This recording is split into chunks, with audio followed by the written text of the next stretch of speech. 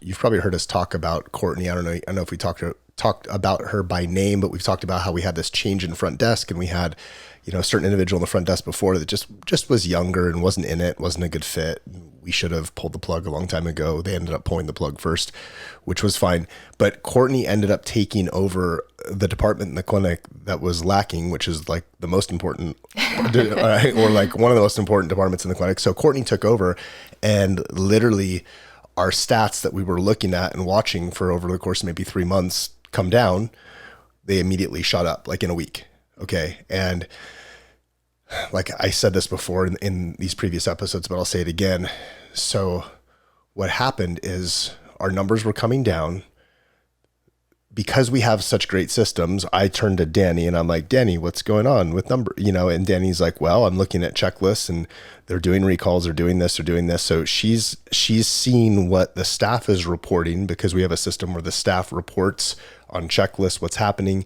Danny's able to manage somewhat virtually, or like hybrid office manager. We had a previous episode on that, so look that up. That's a good one. You'll better understand that. I'm not going to relive all that right now.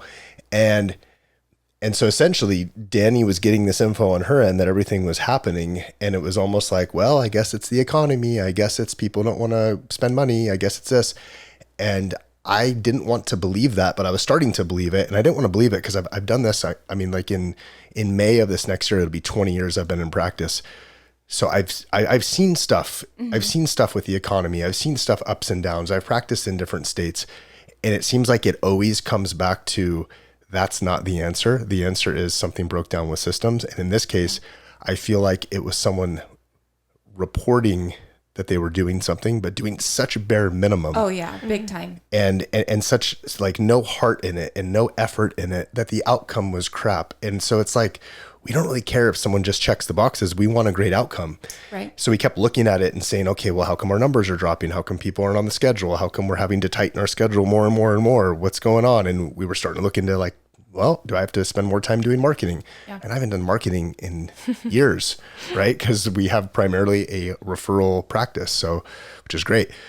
So Courtney comes in and like literally in 1 week, it's like starts to go the other direction, which was awesome. And I mean, it's awesome for obvious reasons, but it's also awesome because it's like an immediate confirmation for Danny and myself of like, okay, systems are solid. The world's okay. It was that we didn't identify soon enough that someone was dropping the ball so hard.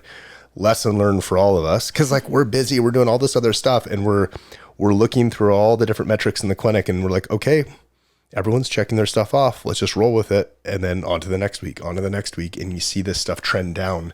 Mm-hmm. And pretty soon, like from a standpoint of running a business, I mean, having the wrong person at the front desk literally costs like tens of thousands of dollars. Yeah, it tanks it. And you mentioned on your podcast with Jenna, the last one, is it worth having just another body there, or pulling the trigger and getting rid of that person and just dealing with it? So yeah, this was our aha moment, that having an extra set of hands there is not worth it if the energy doesn't match. So yeah, so like in other words, never again. If it gets to this point, which I'm so confident, knocking on wood, that it won't, because like our team is just awesome right now.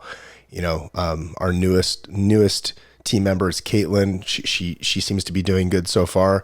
But again, it's like everyone that's proven themselves who's there prior to Caitlin, I know is solid. Caitlin, I'm hoping, is also solid, and all the signs are there that she is. Mm-hmm. Caitlin, if you're listening, I'm talking about you. But ultimately, if someone starts to slack off like that, and we address it and we provide the resources and it doesn't turn around, my advice to everyone out there is just literally change your schedule. Work more hours, see less patients if you have to, like do something, but maintain that high level of quality, maintain that great work environment for the existing people that you have in there, and get rid of that person who shouldn't be in there. Yeah. And then run ads and interview and try to replace them, but also don't just pick the first person that applies who's going to be another problem. Thanks for checking out this clip from the Move Now Chiropractor podcast. be sure to join our free Facebook group, Functional Movement for Chiropractors.